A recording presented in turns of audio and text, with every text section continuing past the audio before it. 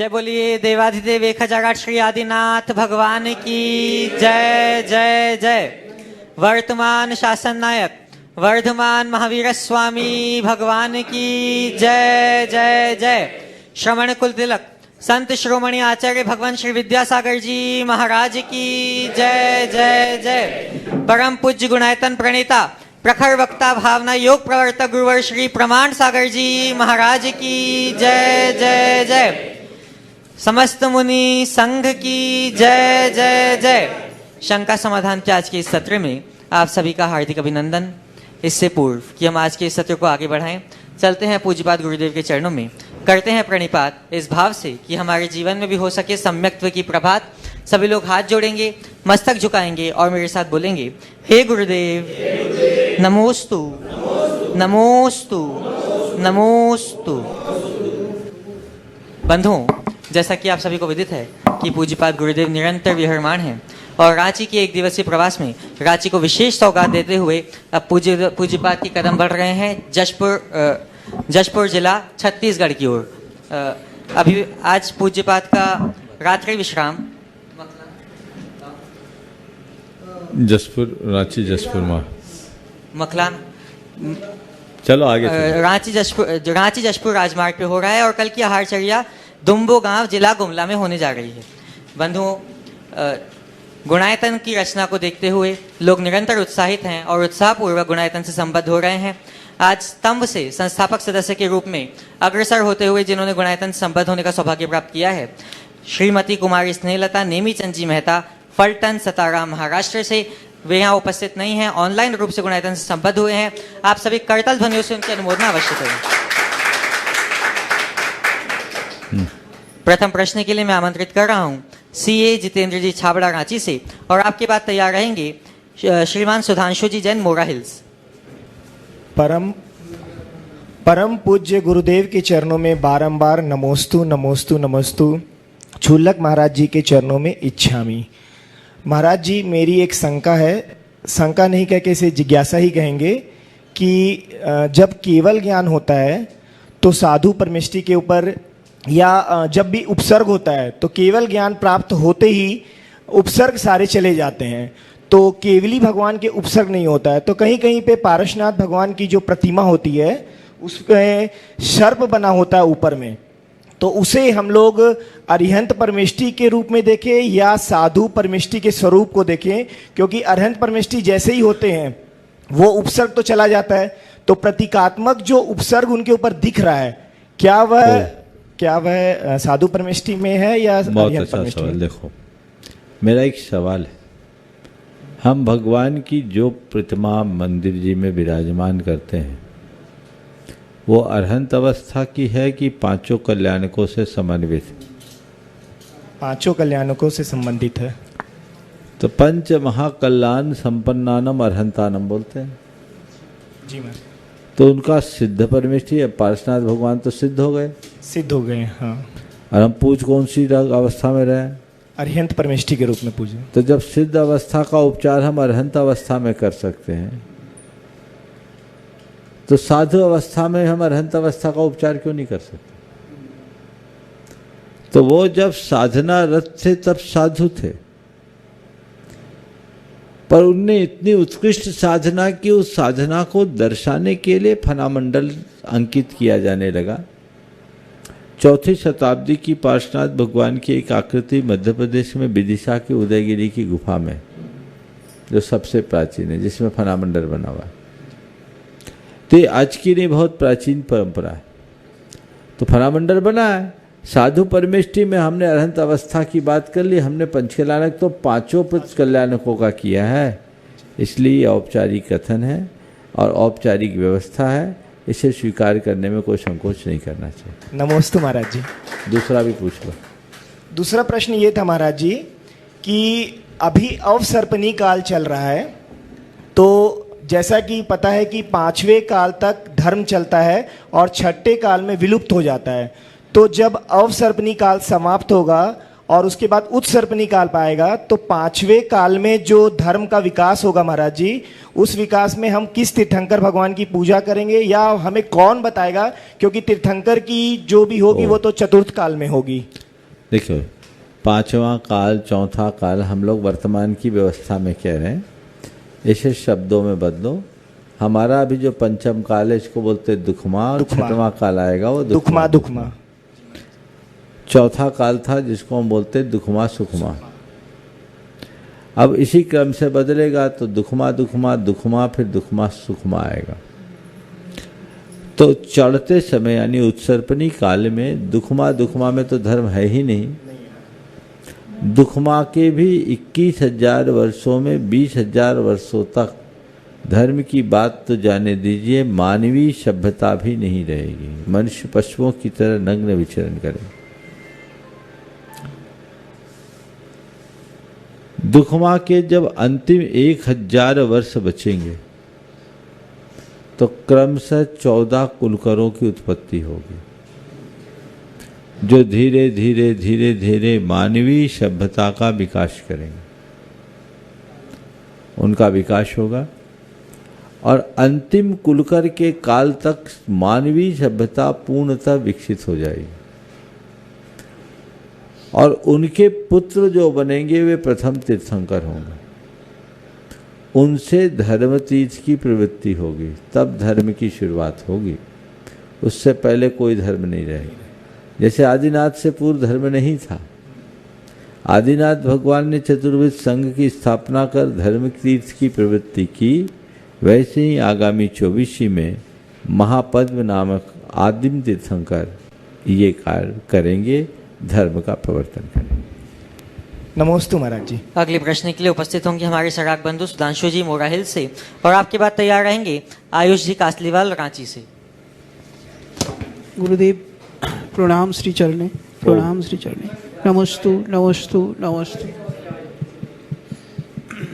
हम लोग तो पहले एक बोला, जब हम लोग तो बांग्ला भाषी है, हिंदी तो बिल्कुल थोड़ा थोड़ा जानते हैं और बोल सकते हैं। तो महाराज श्री हम लोग तो आए हैं बहुत दूर से, 250-300 किलोमीटर दूर से, मौलाहीड़ ग्राम बांकुड़ा जिले से। तो एक हमारा एक मन में प्रश्न है, जो हम लोग तो संसारी जीव, तो संसार में हर काज करने के लिए बहुत ही प्रॉब्लम हो रहा, बहुत ही प्रॉब्लम हो रहा। हाँ, ये प्रॉब्लम से बचना कैसे हम बच पाऊंगा? देखो, जिस काम में प्रॉब्लम नहीं वो काम ही नहीं। प्रॉब्लम तो आते हैं, हर काम में प्रॉब्लम है बहुत, लेकिन हमें प्रॉब्लम की तरफ देखने की जगह उसके सॉल्यूशन की तरफ देखना चाहिए। जहाँ प्रॉब्लम है वहीं समाधान भी है, तो हम समाधान को देख करके चले। यदि हम समाधान को प्रमुखता देंगे तो हमारी समस्याएं अपने आप खत्म हो जाएगी। मनुष्य को घबराना नहीं चाहिए, आत्मबल रखना चाहिए, आत्मविश्वास होना चाहिए, लगन होनी चाहिए, संकल्प होनी चाहिए और उसके लिए वैसा पुरुषार्थ होना चाहिए। हर समस्या का समाधान निकलता। नमस्ते नमस्ते। आयुष जी कासलीवाल, और आपकी बात तैयार रहेंगे श्रीमान पंकज जी नीतू जी पाटौदी साड़म से। महाराज श्री के चरणों में मेरा नमस्तु नमस्तु नमस्तु, और तिलक जी के चरणों में मेरा चुलक जी के चरणों में मेरा एग्जाम। महाराज श्री, मेरा एक प्रश्न है कि हम युवा लोग जो बिजनेस भी करते, जॉब भी करते और धर्म के मार्ग में भी जाना चाहते हैं, लेकिन अपने काम और धर्म को बैलेंस नहीं कर पाते, उसके लिए हम लोग क्या करना चाहिए? देखिए, तुम युवाओं का सबसे पहला धर्म तो यह है कि अधर्म नहीं करना, अधर्म को रोको, समझ गए। दूसरा, लाइफ स्टाइल में परिवर्तन करो। वर्तमान में जो हमारी नई पीढ़ी की लाइफ स्टाइल है बिल्कुल बदल गई। अब नाइट लाइफ बढ़ गई और वो जो है उसने सारी चर्या को तहस नहस कर दिया। अगर छुट्टी के दिन भी चाहो तो तुम सैटरडे की पार्टी में रात के 2 बजे घर लौटोगे, तो फिर संडे को भगवान का अभिषेक करने कैसे पहुंच पाओगे? तो सबसे पहली ज़रूरत है, मैं तुम्हारे माध्यम से सभी युवाओं को ये संदेश देना चाहता हूँ कि अपने जीवन शैली में बदलाव लाओ। मौज मस्ती भी करो, लेकिन हमारी संस्कृति के अनुकूल, अधर्म से बचते हुए। और फिर जितना बने व्यापार करो, उद्यम करो, जॉब करो, जो कुछ भी करना है। धार्मिक क्रियाओं में रुचि लो। समय और परिस्थिति के अनुरूप जितनी धार्मिक क्रियाएं संपादित कर सकते हैं करते रहो, तो आनंद आएगा, फिर कहीं कोई कठिनाई नहीं होगी। लेकिन इसी जीवन शैली में और उसी रौ में रहते हुए करोगे तो वही हाल होगा जो औरों का होता है। इसलिए हमें अपने आप को बचाना है। नमस्ते महाराज जी। उपस्थित होंगे श्रीमान पंकज नीतू जी पाटौदी साड़म से, और आपकी बात तैयार रहेंगे अक्षय जी जैन शिखर जी से। महाराज जी, मेरे और मेरे पूरे परिवार की तरफ से आपको कोटि से नमस्तु नमोस्तु नमोस्तु महाराज जी। इच्छा में महाराज जी, वन्ना भैया जी। महाराज जी, मेरा प्रश्न था कि गृहस्थ आश्रम ज़्यादा महत्वपूर्ण है या संन्यास आश्रम? आपको क्या लगता है? संन्यास आश्रम। देखो, जो गृहस्थ है वो गृहस्थोचित कर्तव्यों का पालन करे और सद्गृहस्थ बनकर अपने जीवन को कृतार्थ करने की कोशिश करे, और अंत में भावना रखे कि मैं संन्यास आश्रम के साथ अपने जीवन का कल्याण करूं। लेकिन यदि कदाचित संन्यास ग्रहण नहीं कर पा रहे तो ये न सोचे कि मैं तो गया, गृहस्थ धर्म तो बचा है। अगर कोई गृहस्थ सद्गृहस्थ बन जाता है तो वह भी अपने जीवन का कल्याण कर सकता है। नमोस्तु महाराज जी। अक्षय जी जैन, और आपकी बात तैयार रहेंगे। हाँ, नमोस्तु महाराज।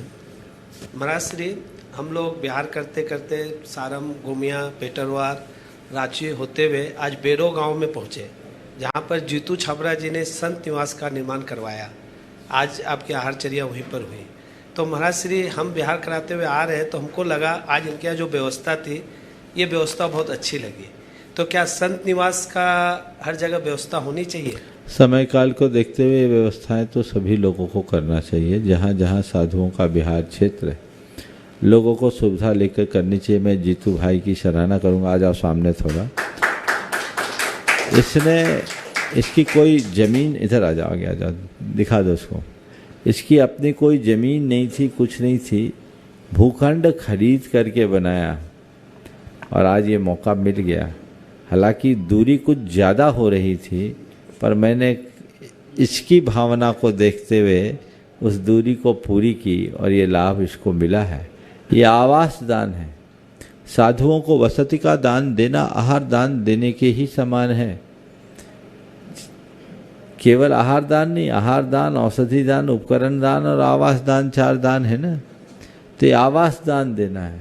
आते जाते साधु संतों को जो लाभ मिले, ऐसी प्रेरणा और लोगों को भी मिलनी चाहिए। आपने बहुत ही अनुकरणीय कार्य किया है। आशीर्वाद। अक्षय जी जैन अपना प्रश्न प्रस्तुत करेंगे, और आपकी बात तैयार रहेंगे अमित कुमार जी रांची से। नमोस्तु महाराज जी। महाराज जी, यह प्रश्न प्रामाणिक समूह के कोऑर्डिनेटर अंकित जी का है। नमोस्तु महाराज जी। 3री शताब्दी में रोम के सम्राट का मानना था कि विवाह के बाद पुरुषों की शक्ति और वृद्धि नष्ट हो जाती है। इसी कारण उसने अपने राज्य में विवाहों पर प्रतिबंध लगा दिया। संत वैलेंटाइन ने राजा को इस आदेश का विरोध किया। उन्होंने कई लोगों को शादी के लिए प्रोत्साहित भी किया। इस कारण उन्हें 14 फरवरी को राजा द्वारा फांसी पर लटका दिया गया। इसी दिन वैलेंटाइन डे की शुरुआत हुई। उनकी याद में लोगों ने वैलेंटाइन डे मनाना शुरू किया, जो आज तक जारी है। 14 फरवरी को हर युवा को बेसब्री से इसका इंतजार रहता है। हर कोई इसे अलग अलग तरीके से मनाता है। युवा इस ओर बहुत तेज़ी से आकर्षित हो रहे हैं और इस बीच में व्यवसायीकरण किया जा रहा है, जिससे पैसे की बर्बादी हो रही है। कई युवा अनैतिक कार्यों में भी लिप्त हो जाते हैं। कृपया आप सभी युवाओं को दिशा दें ताकि इस पश्चिमी संस्कृति के लिए अपनी संस्कृति को गला न घोंटें। बहुत ही गंभीर बात उपस्थित की। प्रश्नकर्ता ने वैलेंटाइन के कृतित्व को प्रस्तुत करते हुए जो बात कही है, वही बहुत सारी बातों को रेखांकित करती है। आजकल वैलेंटाइन डे का मतलब बिल्कुल उल्टा हो गया है और वैलेंटाइन डे के नाम पर आज युवक युवती एक दूसरे के प्रति प्रेम इजहार करना शुरू करते हैं। पर मुझे लगता है ये सब प्रेम नहीं होता, केवल प्रेम का फ्रेम होता है। प्यार तो आंतरिक संवेदनाओं से जुड़ा होता है। यौवन की खुमारी मात्र का नाम प्रेम नहीं है। जैसा अभी प्रश्नकार ने उल्लेख किया कि रोम के राजा के द्वारा विवाह पर प्रतिबंध लगाने के उपरांत संत वेलेंटाइन ने उसका विरोध किया, यानी उसने विवाह व्यवस्था का समर्थन किया और विवाह व्यवस्था के समर्थन में अपने प्राणों की आहुति दी।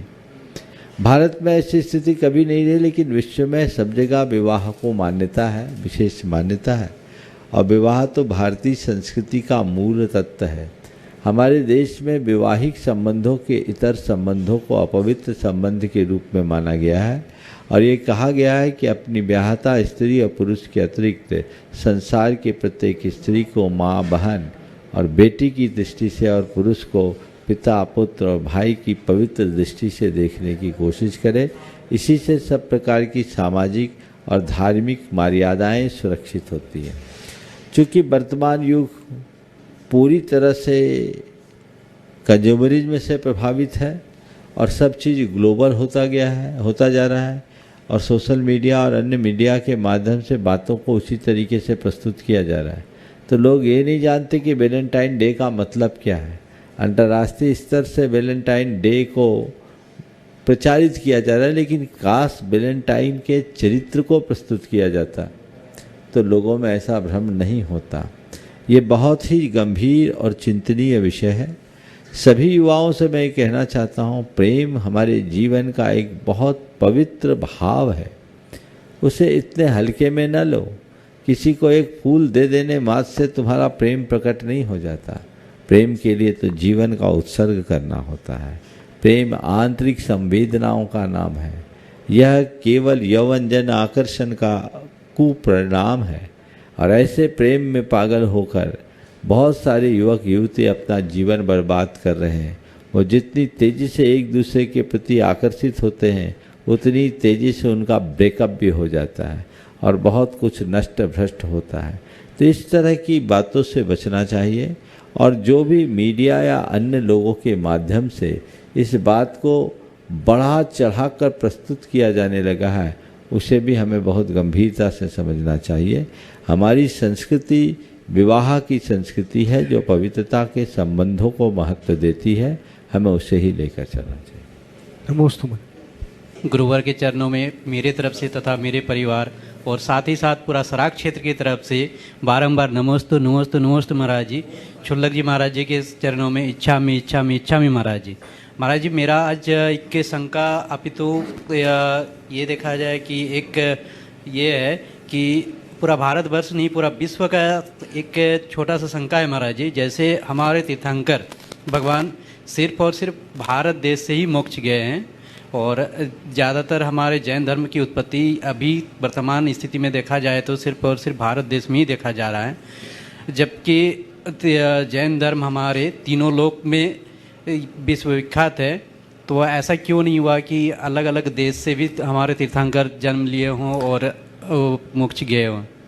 देखिए, तीर्थंकरों का भारत में जन्म लेना भारत भूमि की पवित्रता और भारतवासियों के गौरव का विषय है। यहाँ हमारा इतना पुण्य प्रताप रहा कि तीर्थंकर जैसे महापुरुष यहीं जन्म लिए। भरत क्षेत्र की अयोध्या ऐसी नगरी रही है जो तीर्थंकरों के जन्म के गौरव से मंडित रही। तो ये निश्चित पुण्य भूमि है जहाँ हम लोगों ने जन्म लिया। और तीर्थंकरों का जन्म जब यहाँ हुआ तो उनका बिहार, भारत नहीं आर्यावर्त, संपूर्ण आर्यावर्त में जो भारत है वर्तमान में, राज सम्राट चक्रवर्ती भरत के नाम से इस देश का नाम भारत पड़ा। तो भारत, अखंड भारत तक तीर्थंकरों का विचरण हुआ। चूँकि जैन मुनि की चर्या कुछ ऐसी है जिसमें वे समुद्र में यात्रा नहीं कर सकते, तो अन्य द्वीपों में, अन्य देशों में जाने की संभावना नहीं हुई। लेकिन जो भूभागीय क्षेत्र है वहाँ प्राचीन काल में जैन मुनि गए हैं और उन मुनियों के जाने के अनेक प्रकार के उल्लेख भी मिलते हैं। सिकंदर और कल्याण मुनि का संवाद भी इस बात को बताता है कि उस प्रदेश में, यूनान में भी जैन मुनियों का जाना हुआ है। माया संस्कृति जो मैक्सिको घाटी में है उसमें भी जो अवशेष प्राप्त होते हैं उनमें से कुछ जैन मुनि संस्कृति के द्योतक दिखते हैं। तो बहुत सारी चीज़ें हैं, लेकिन ये बात सत्य है कि जैन धर्म भारत में ही सिमट कर रह गया, भारत से बाहर नहीं जा पाया, क्योंकि धर्म बाहर तभी जाएगा जब उसके प्रवर्तक जाएं, और प्रवर्तक तभी जाएंगे जब उनकी चर्या की वहाँ अनुकूलता होगी। भारत से बाहर ये चर्या की अनुकूलता न होने से प्रवर्तकों का उधर जाना नहीं हुआ, और जब प्रवर्तक ही नहीं गए तो फिर धर्म का प्रकाश कैसे जाए। और महाराज जी इसमें छोटा सा इसी बीच में एक शंका है, जैसे कि जैन धर्म में भी, दिगंबर जैन धर्म में भी हमारे भट्टारक जो होते हैं महाराज जी, वो बोला जाता है कि वो विदेशों में प्रचार करने के लिए वो भी दिगंबर परंपरा से ही जुड़े हुए हैं, बट बाहर में मतलब अभी ये दिगंबर अवस्था में जाना मान्यता नहीं है, जिसके कारण भट्टारक अपना एक वस्त्र धारण कर विदेशों में प्रचार करने की प्रथा को बढ़ाने के लिए किया गया। क्या ये पूर्णतः सत्य है? भट्टारकों को विदेशों में प्रचार करने के लिए नहीं बनाया गया। भट्टारक तो देश में ही ऐसी परिस्थिति निर्मित हुई कि उनको बनना पड़ा। 12वीं शताब्दी में बसंत कीर्ति नाम के एक मुनि ने भट्टारक परंपरा की शुरुआत की। मुगलों के बढ़ते हुए आतंक के कारण दिगंबर मुनियों का दिगंबर अवस्था में विचरण कठिन हो गया। तो जब देखा कि ऐसे मुनि का विचरण ही कठिन हो जाएगा तो फिर धर्म का क्या होगा, तब उन्होंने एक बीच का मार्ग निकाला और आहार आदि के लिए जाने के निमित्त वो एक वस्त्र स्वीकारे और दिन भर दिगंबर रहे। और इस चूँकि वस्त्र स्वीकार लिए इसलिए वे अपने आप को मुनि कहने की जगह दिगंबर भट्टारक कहना शुरू कर दिए। फिर धीरे धीरे भट्टारक परंपरा की शुरुआत हुई और भट्टारकों ने देश में दिगंबर धर्म का काफ़ी कुछ संरक्षण भी किया है, इसमें कोई संशय की बात नहीं है। और आज अगर देश विदेश में जो जा रहे हैं उनसे धर्म की प्रभावना हो रही है तो ये स्वागत योग कदम। नमस्ते महाराज। उपस्थित होंगे श्रीमान हरीश जी कागजी दिल्ली से, और आपके बाद तैयार रहेंगे संस्कार जी बनगांव से। गौरव के चरणों में मेरे परिवार की तरफ से नमोस्तु नमोस्तु नमोस्तु। गौरव, मेरा प्रश्न सूतक पातक के चक्कर में है कि कुछ लोग पातक के दिनों में पूरे 13 दिन का धार्मिक कार्यों से दूर रहकर 14वें दिन मंदिर का कार्य करते हैं, और कुछ लोग 12 दिन का करके 13वें दिन करते हैं। तो ऐसे में इसमें क्या कुछ 12 दिन का सूतक होता है, 13वें दिन शुद्धि होती है, इसलिए 13वें दिन सब कुछ कर सकते हैं। नमस्ते भाई। संस्कार जी उपस्थित होंगे बनगांव से। गुरुदेव के चरणों में बारंबार नमोस्तु। छुल्लक जी के चरणों में एक क्षामी क्षामी क्षामी। महाराज जी, हमारा प्रश्न समय सार पे है। समय सार की गाथा नंबर 5 में आचार्य कुंद स्वामी कहते हैं कि अगर आपको समय सार समझ में आता है तो उसको ग्रहण करो, और समझ नहीं आता है तो छल ग्रहण मत करो। पर आजकल तो सिर्फ समय सार के नाम पे छल ही छल हो रहा है। बहुत अच्छी बात है। प्रसन्नता का विषय यह है कि तुम समय सार पढ़ रहे हो, सुना है। सबसे पहली बात तो मैं तुमसे और तुम जैसे सभी युवाओं से कहूँगा, समय सार सुनना है तो बहुत अच्छा है, पर गुरुओं के मुख से सुनना और किसी के मुख से मत सुनना, नहीं तो भ्रमित हो जाओ, फिर तुम भी छल ग्रहण करने वाले हो जाओ। क्योंकि समय सार का तत्व ही कुछ ऐसा है जो हर कोई नहीं पचा पाता। शेरनी का दूध सोने के पात्र में ही ठहरता है, सामान्य में नहीं। वो शेरनी का दूध है, हर कोई नहीं पचा पाएगा, वो भ्रमित हो जाएगा। और आचार्य कुंद को इस बात की भनक थी, इसीलिए उन्होंने लिखा कि तम एयत विहत्तम दाये हम अपनो सवे न यदि दाये जपमानम चुके ज छलम न घे तब्बम। और आज लोग छल ग्रहण कर रहे हैं। जब किसी का अभिप्राय दुष्ट हो जाता है तो फिर वो उल्टा ही अर्थ लेता है। इसलिए जिनको भी समय सार का रस लेना है वो गुरु मुख से समय सार सुने। परम पूज्य गुरुदेव का समयोपदेश के नाम से 5 भाग प्रकाशित, आप उसे पढ़ें। समय सार पर हमारे करीब 200 प्रवचन हैं जो आपको YouTube में उपलब्ध है, आप उसका लाभ लें। आपके समय सार की एक एक गाथाओं का हार्द समझने का अवसर मिलेगा, अन्यथा हो सकता है अर्थ का अनर्थ हो जाए, आज की व्याख्या हो जाए, मामला गड़बड़ा जाए। अगले प्रश्न के लिए उपस्थित होंगी श्रीमती चमेली जी सुरेंद्र जी जैन टीकमगढ़ से। आ जाओ दोनों। चरणों में बारंबार नमोस्तु नमोस्तु। छुल्लक जी के चरणों में इच्छामी इच्छामी। महाराज जी, दुख की निवृत्ति का क्या उपाय है? दुख की निवृत्ति का क्या उपाय है? दूसरा प्रश्न, चौके में छोटी छोटी गलतियां होती हैं, उसका क्या प्रायश्चित है? देखिए, दुख निवृत्ति का एक ही उपाय है, धर्म का अनुपालन। यदि मनुष्य सच्चे अर्थों में धर्म का पालन करे तो भव के दुखों का निवारण हो सकता है, कोई कठिनाई नहीं। चौके में गलतियां होना और गलतियां करना, इसमें अंतर है। पहली बात तो गलती करे नहीं, गलती करना तो दोषप्रद है, और गलती हो जाए तो उसको दोहराए नहीं, उसकी शुद्धि करें, बार बार सावधानी रखें जिससे गलतियों से बचा जा सके। अगर ऐसी सावधानी रखते हैं तो हमारी गलतियां कम होती, पुनरावृत्ति नहीं होती। फिर भी यत्किंचित गलतियां होती है, खासकर बिहार आदि में हड़बड़ी रहती है, तो उसके लिए अपनी निंदा ग्रह करें, आलोचना करें, भगवान से क्षमा याचना। नमोस्तु। ओम। उपस्थित होंगे हनी जैन साड़म से। महाराज जी के चरणों में नमोस्तु नमोस्तु नमोस्तु। शुल्ला जी के चरणों में इच्छामि। महाराज जी, मेरा प्रश्न ये था कि हम लोग कुछ काम करते हैं तो हम लोग का मन एकाग्र नहीं होता, मतलब उसमें फोकस नहीं होता, मन इधर उधर में चलता रहता है। तो एक काम को करने के लिए फोकस उसमें मतलब कैसे बढ़ाया जाए? अपने काम में फोकस बनाए रखने के लिए मैं कहूँगा रोज भावना योग करो। 5 मिनट वाला भी भावना योग करोगे तो बड़ा बदलाव आएगा और धीरे धीरे फोकस बढ़े। ओम। अब सविनय निवेदन है पूज्य शुल्लक श्री आदर्श सागर जी महाराज के श्री चरणों में कि महाराज श्री ऑनलाइन प्रश्नों के माध्यम से हम सब दिशाबोध प्राप्त कर सकें, इसी भावना से इच्छामि इच्छामि इच्छा। महाराज जी के चरणों में कोटि नमन। महाराज जी, प्रथम प्रश्न अंशुल भैया जी कपूरथला से प्रश्न कर रहे हैं। गुरुदेव, क्या कारण है कि हम सभी महावीर भगवान की जयंती तो जोर शोर से मनाते हैं, लेकिन हमारे प्रथम तीर्थंकर आदिनाथ की जयंती हम उतनी इच्छा शक्ति से नहीं मनाते? यही कारण है कि जैनेतर बंधु जैन धर्म को महावीर से प्रारंभ होना मानते हैं। अगर हम आदिनाथ जयंती को जोर शोर से मनाएंगे तो सभी को एक अच्छा संदेश जाएगा। गुरुदेव, इसके लिए हमें क्या करना चाहिए? बहुत अच्छा सुझाव है, प्रस्ताव है, बहुत बार ये चर्चाओं में आया है।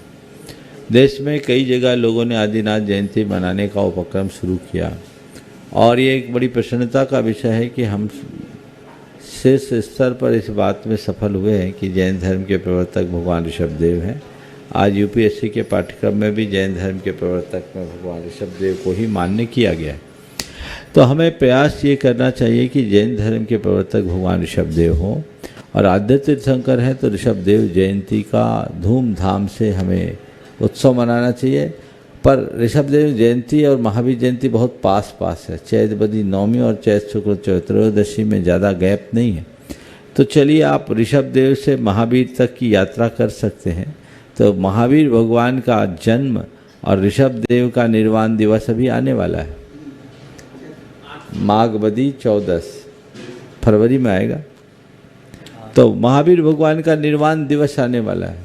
व्यापक पैमाने पर भगवान महावीर का भगवान ऋषभदेव का निर्वाण महोत्सव मनाना चाहिए और उन दिनों भगवान ऋषभदेव के जीवन चरित्र दर्शन को लोगों तक रेखांकित प्रस्तुत करना चाहिए।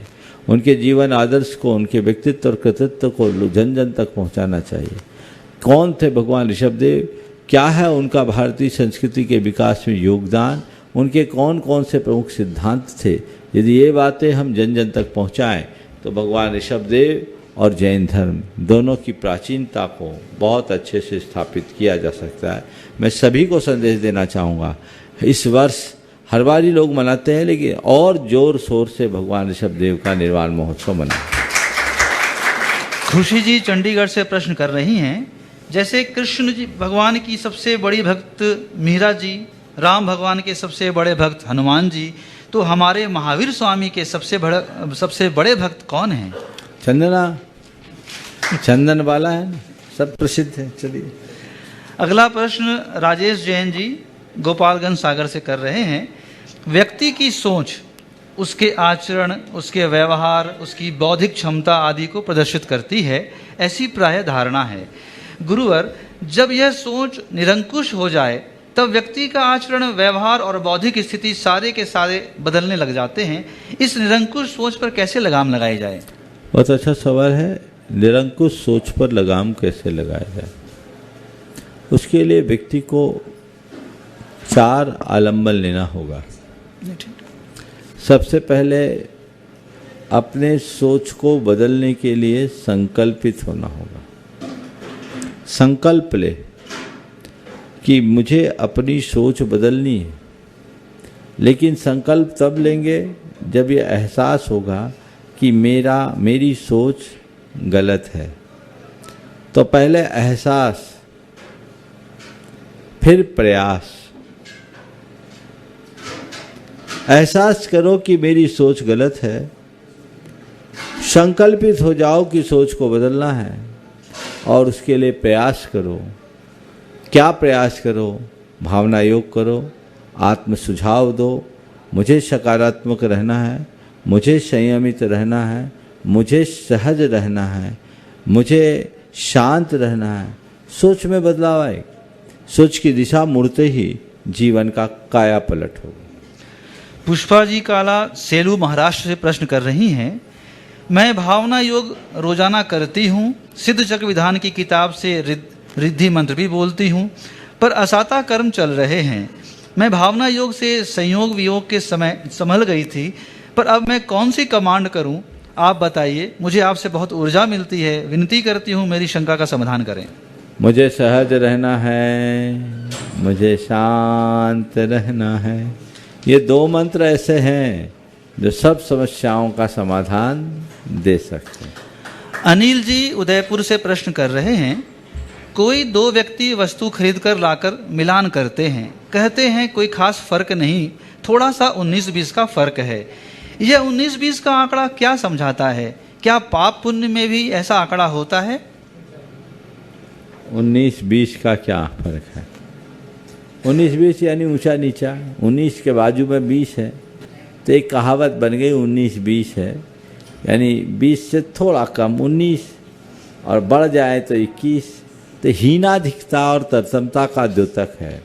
पाप पुण्य में भी 19-20 का फर्क पड़ जाता है हमारे भावों के अनुसार।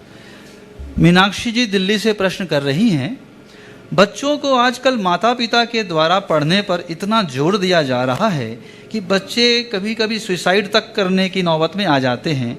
ऐसे में माता पिता और बच्चों में कैसे आपसी तालमेल बिठाए? मैंने अनेक बार इस विषय पर प्रकाश डाला है। माता पिता बच्चों को आगे बढ़ाने की बात करे, अच्छी बात है, लेकिन बच्चों पर इतना बोझ न डाले, इतना दबाव न डाले कि बच्चे इस तरह के दुष्कृत्य करने को तत्पर हो जाए। आपको चाहिए कि बच्चों के लिए आप सुझाव दें, मार्गदर्शन दें, उन्हें अंदर से तैयार करें, उत्साहित करें, लेकिन उनके मन में ऐसा दबाव बिल्कुल न डालें ताकि बच्चों को ऐसा लगे कि हम अपने माँ बाप की अपेक्षाओं की पूर्ति नहीं कर पा रहे हैं। बच्चों की क्षमता, समता, शक्ति, परिस्थिति, परिवार की पृष्ठभूमि, इन सब बातों को देखना चाहिए। और पढ़ाई करना अलग बात है, रैंक लाना अलग बात है। आजकल तो रैंक के लिए दबाव है, पर मेरा मानना है कि रैंक जीवन में काम नहीं करता, अनुभव और ज्ञान जीवन में काम में आता है। तो बच्चों के अनुभव उस समय पर अपने आप बढ़ते हैं, बदलते हैं। दुनिया में बहुत सारे ऐसे हैं जो कभी अपने पढ़ाई के समय में एवरेज थे, उदाहरण के लिए मैं ही हूँ, लेकिन आज दुनिया के सफलतम लोगों में वे लोग शुमार है, और जो रैंक होल्डर थे आज भी फिसड्डी बने हुए। तो ये रैंक रैंक रैंक की जो भावना, उसको ख़त्म कीजिए। बच्चों में 2 बातें देखिए कि बुरी संगति तो नहीं है और बात मानने वाले हैं कि नहीं है। अगर ये 2 बातें बच्चों में नहीं हैं, बात मानते और बुरी संगति से बचे हैं, खोटी आदतों से बचे हैं, बच्चे अपने पढ़ाई पर फोकस करके अपना काम करेंगे और अति सफल होंगे। नितिन जी बागपत से प्रश्न कर रहे हैं, महाराज श्री, कहा जाता है कि आपकी ज़िंदगी में एक ऐसा होना चाहिए कि जिसके डर से आप ज़िंदगी में बहुत तरक्की कर सको। तो महाराज श्री, ये बात कहाँ तक सही है और ज़िंदगी में ऐसी तरक्की के लिए किसे चुने, समाधान करें? ऐसा जरूर कहा जाता है कि जीवन में कोई ऐसा होना चाहिए जिससे जीवन में बहुत बड़ी तरक्की हो सके, लेकिन ये बात बिल्कुल ठीक है, कोई ना कोई आलम्बन तो होना चाहिए। अब किसका होना जरूरी है, ये हर व्यक्ति के लिए अलग अलग हो सकता है। किसी के लिए कोई, किसी के लिए कोई, किसी के लिए माँ बाप है, किसी के लिए पत्नी है, किसी के लिए भाई बंधु है, तो किसी के लिए धर्मगुरु। मुझसे पूछो तो मैं तो ये कहूँगा, जीवन के सर्वतोमुखी विकास के लिए अगर आप कुछ करना चाहते हैं, कुछ पाना चाहते हैं, कुछ होना चाहते हैं, तो आप गुरु का आलम्बन लें। गुरु से जुड़ते ही जीवन का बदलाव शुरू हो जाता है और जीवन पूर्ण बन जाता है। श्रुति जी मुजफ्फरनगर से प्रश्न कर रही हैं, गुरुदेव, मैं भावना योग 3-4 महीने से कर रही हूँ, पर भावना योग करते वक्त मैं सो जाती हूँ या मेरा ध्यान भटक जाता है। मैंने समय बदल कर भी देखा पर इससे भी कोई फ़ायदा नहीं हुआ। कृपया करके बताएं, चूँकि मैं सही ढंग से नहीं होने की वजह से परेशान हो जाती हूँ, इसलिए मुझे इसके लिए एकाग्रता बढ़ाने के लिए क्या करना आप चाहिए? बिल्कुल परेशान मत हो, भावना योग करते रहिए। अगर आपके कान में लगा रहे ना, एयरफोन लगा करके करें, अंदर कुछ एयरबड्स जो होते हैं, हाँ, तो वो अंदर लगा करके करेंगे, कुछ ना कुछ तो अंदर जाएगा और धीरे धीरे धीरे धीरे आप में बदलाव आएगा। 2-4 बार ही सही कीजिए और इस बात का बिल्कुल तनाव न रखें कि मैं ठीक से नहीं कर पा रही हूँ, मुझे नींद आ रही है। धीरे धीरे धीरे धीरे करते करते आ जाएगा। भावना योग में बार बार की आवृत्ति है, एकाग्रता तो उसका दूसरा रूप है। आप अभ्यास करेंगे और प्रयास करेंगे तो ये चीज़ें भी बहुत सहजता से हो सकेगी। सम्यक जी अहमदाबाद से प्रश्न कर रहे हैं, गुरुवर मेरी यह शंका है कि सीधा और भोला होना उसमें क्या अंतर है, क्या समानता है? और सीधेपन का फ़ायदा उठाते हैं तो फिर भोले होते हैं, तो उसका तो फ़ायदा उठाते हैं, तो ऐसा क्यों करते हैं? कृपया समाधान करें। आपने पूछा सीधा और भोला होने का क्या मतलब? दोनों में समानता है और सीधे या भोलेपन का कोई फ़ायदा उठाए तो हमें क्या करना चाहिए? भोलेपन से स्वीकार लेना चाहिए। फ़ायदा उठा रहा है तो उठा लेने दीजिए भाई, हम किसी के फ़ायदे में ही तो काम आए, बुरे में तो नहीं आए ना। तो जो सीधा होता है वो उसी रूप में सोचता है और समझता है, आगे विचार करता है। सीधापन और भोलापन में आपने पूछा है क्या फ़र्क है या समानता है, मेरे विचार से थोड़ा अंतर है। सीधापन यानी जो व्यक्ति एकदम सरल है, और भोलापन जिसमें समझ नहीं है। सरल होना और समझ शून्य होना, इनमें बड़ा अंतर है। सरलता सीधेपन की द्योतक है, जिसमें व्यक्ति किसी बात को इशू नहीं बनाता, अहंकार का विषय नहीं बनाता, जिसे कोई बात खटकती नहीं, वो समय काल परिस्थिति के अनुरूप अपने आप को ढाल लेता है, वो सीधा होता है।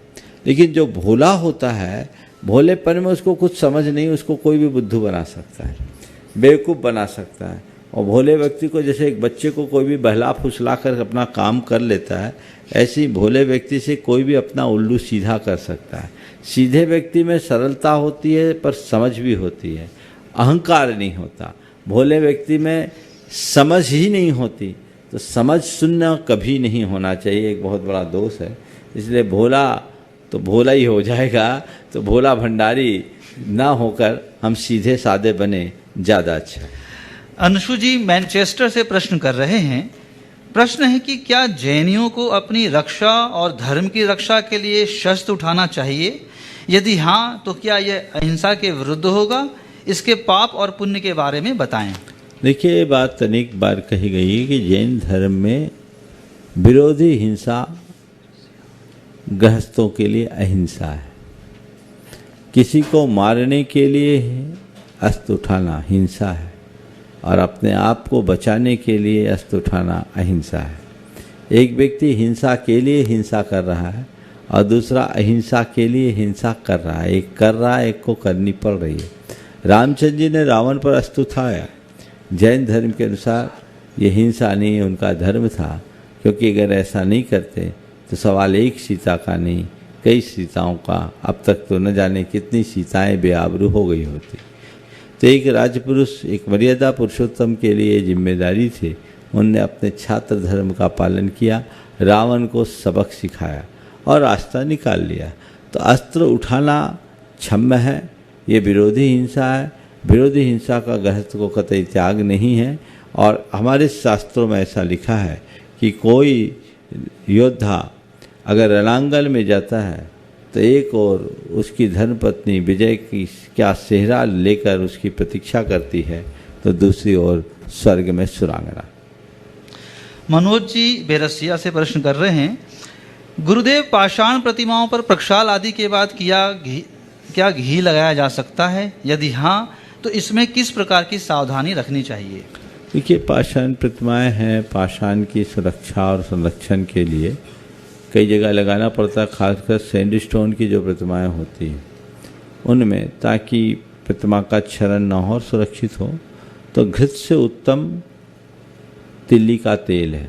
शुद्ध तिल्ली का तेल धुलवा कर, सुखवा कर, पिरवाए और उसको एक पतले कपड़े में लेकर भिगो के कपड़े से पोंछ दें और हल्का फिर फलालेन के कपड़े से पोंछ दें, प्रक्षाल कर दें, तो पूरा क्षरण रुक जाता है। एक बार करने में 1 महीने की व्यवस्था हो जाती है। तो अभिषेक के उपरांत ये क्रियाएं की जा सकती है, लेकिन कोई एक व्यक्ति करे, ये एक प्रकार का एक व्यवस्था है, इसे पूजा अभिषेक का अंग नहीं मानना चाहिए। सिद्धांत जी नीदरलैंड से प्रश्न कर रहे हैं, एक डेटा के अनुसार एनआरआई 108 बिलियन डॉलर सालाना तौर पे पैसा कमाता है और अपने घर भारत वापस भेजता है, जिससे न केवल वे अपने परिवार की फिनेंशियल सिचुएशन मजबूत करते हैं बल्कि भारतीय इकोनॉमी को भी इससे बहुत बल मिलता है। विदेश जाने के बाद जो इनकम मिलती है वो कंपैरेटिवली भारत में नहीं मिल पाती और उस इनकम से दान धर्म बड़े पैमाने पर किया जा सकता है। हालांकि रोजाना जिनेन दर्शन या शुद्ध भोजन होना थोड़ा चैलेंजिंग हो जाता है। यदि कोई व्यक्ति यह सोचे कि क्यों ना विदेश में ही मंदिर निर्माण की दिशा में प्रयत्न किया जाए, तो क्या यह सोच गलत होगा? मेरा प्रश्न यह है कि क्या जैन होने के नाते हमें अपने देश छोड़कर कमाने के लिए, बसने के लिए विदेश जाना चाहिए? कृपया मार्गदर्शन करें।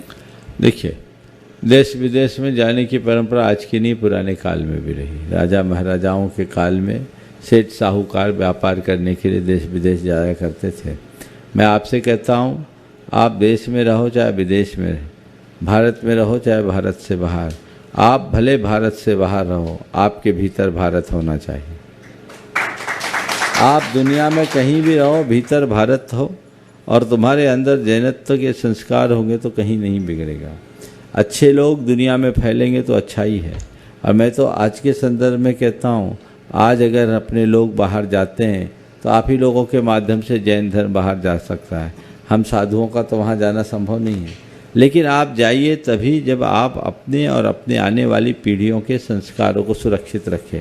बहुत जगह ऐसा हो रहा है जहाँ 150 साल पहले लोग गए हैं, उनकी दूसरी और तीसरी पीढ़ी जैन धर्म से विमुख हो गई, क्योंकि आपने वहाँ रहकर उनके संस्कारों का ध्यान नहीं दिया। अगर संस्कारों को सुरक्षित रखा जाए तो बहुत आगे बढ़ा जा सकता है। आज भी मैं देखता हूँ, मेरे संपर्क में ऐसे अनेक लोग हैं जो भारत की सीमा से बाहर रह रहे हैं, लेकिन वहाँ भारतीय जैनों से अच्छा जैन धर्म पालन कर रहे हैं और वो अपने बच्चों में भी संस्कार डाल रहे हैं। आज एनआरआई प्रामाणिक पाठशाला में जो काम हो रहा है बहुत ही सराहनीय काम है। यहाँ के लोग भले ही अपने बच्चों को या बड़े लोग पाठशाला से उतना प्रमाद करें, लेकिन एनआरआई पाठशाला में 3 वर्ष से लेकर 80 वर्ष तक के लोग भाग ले रहे हैं और न केवल भाग ले रहे हैं अपितु उनका अनुपालन भी कर रहे हैं। बड़े शुभ लक्षण है। तो जहाँ कहीं भी रहे धर्म के संस्कार बना के रखना चाहिए और ये बहुत उत्तम युग है।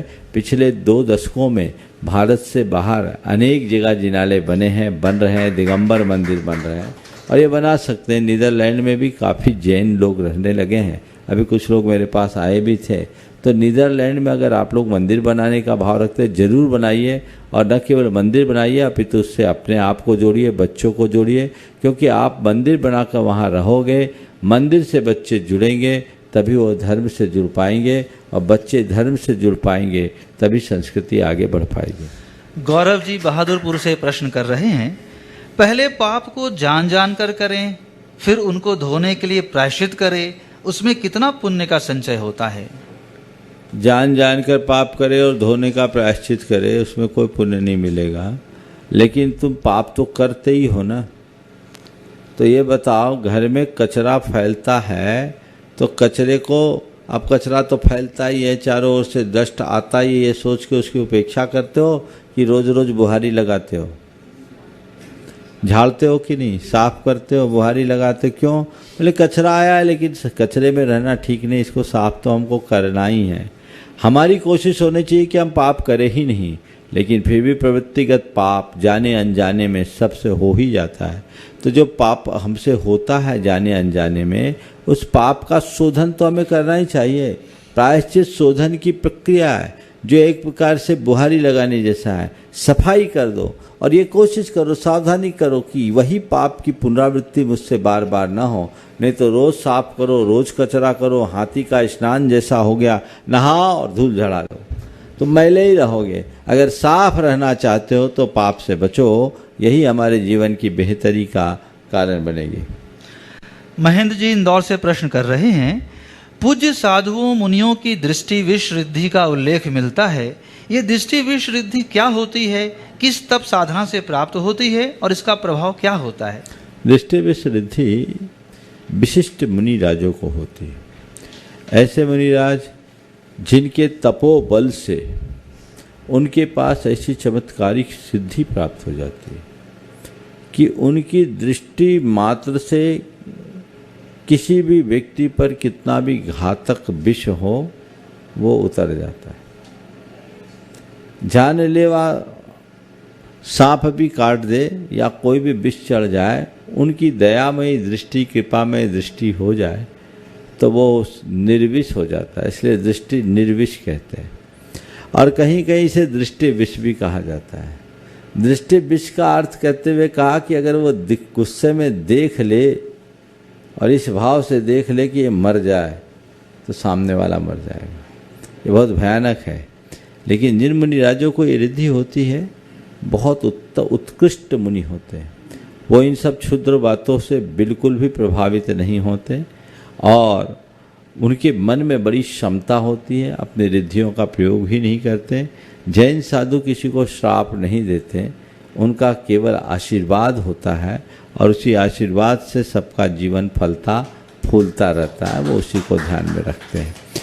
पर अब शंका समाधान के इस सत्र को ही रोकते हुए परम पूज्य गुरुदेव के स्वास्थ्य लाभ के लिए हम भावना भाएंगे।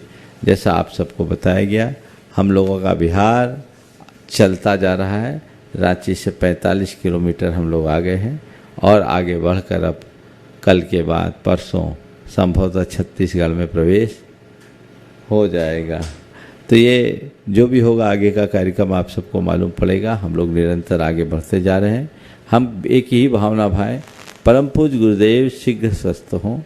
उनका स्वास्थ्य अभी भी स्थिर बना हुआ है और ये हम लोगों के लिए गंभीर चिंता का विषय है। इसलिए सबको भावना भाना चाहिए कि वे जल्दी स्वस्थ हों, शीघ्र स्वस्थ हों और उनका आशीर्वाद हम सबको प्राप्त हो।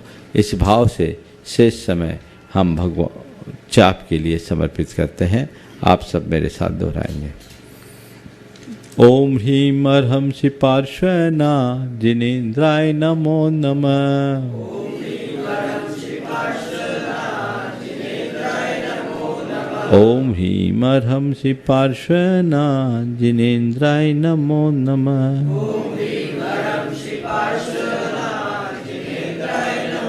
ओम ह्रीं अर्हंसि पार्श्वना जिनेन्द्राय नमो नमः।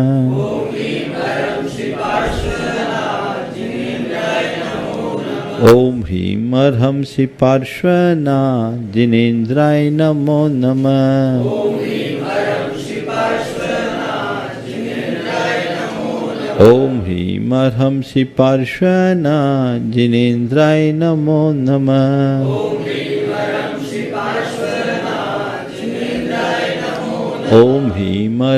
पार्श्वना जिनेन्द्राय नमो नमः। ओम ह्रीं अर्हंसि पार्श्वना जिनेन्द्राय नमो नमः। ओम ह्रीं अर्हंसि पार्श्वना जिनेन्द्राय नमो नमः।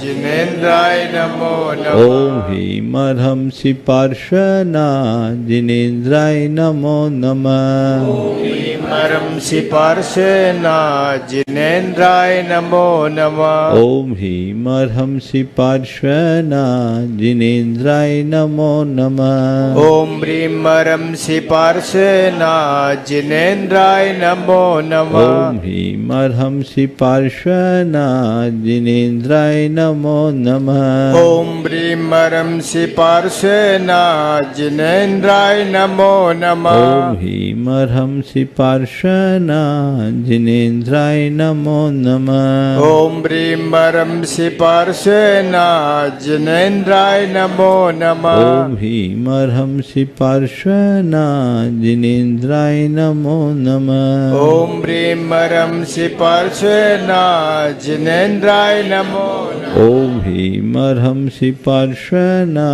जिनेन्द्राय नमो नमः। ओम ह्रीं मरं सि पार्श्वेना जिनेन्द्राय नमो नमः। ओम ह्रीं अर्हंसि पार्श्वेना जिनेन्द्राय नमो नमः। ओम ह्रीं मरं सि पार्श्वेना जिनेन्द्राय नमो नमः। ओम ह्रीं अर्हंसि पार्श्वेना जिनेन्द्राय नमो नमः। ओम ह्रीं मरं सि पार्श्वेना जिनेन्द्राय नमो नमः। ओम ह्रीं अर्हंसि पार्श्वेना जिनेन्द्राय नमो नमः। ओम ह्रीं मरं सि पार्श्वेना जिनेन्द्राय नमो नमः। ओम ह्रीं अर्हंसि पार्श्वेना जिनेन्द्राय नमो नमः। ओम ह्रीं मरं सि पार्श्वेना जिनेन्द्राय नमो ओम नमः। ह्रीं अर्हंसि पार्श्वेना जिनेन्द्राय नमो नमः। ओम ह्रीं मरं सि पार्श्वेना